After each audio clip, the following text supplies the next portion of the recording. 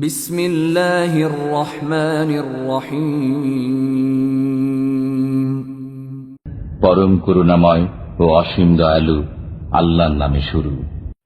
আলাম নাশরাহ লাকা সাদরাক, আমি কি আপনার বক্ষ উন্মুক্ত করে দেইনি?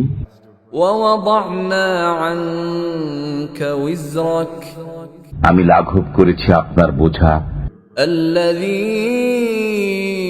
আনকাযা যাহরাক, যা ছিল আপনার জন্য অতিশয় দুঃসহ। ওয়া রাফা'না লাকা যিকরাক, আমি আপনার আলোচনাকে সমুচ্চ করেছি। ফাইন্না মা'আল উসরি ইউসরা, নিশ্চয়ই কষ্টের সাথে স্বস্তি রয়েছে।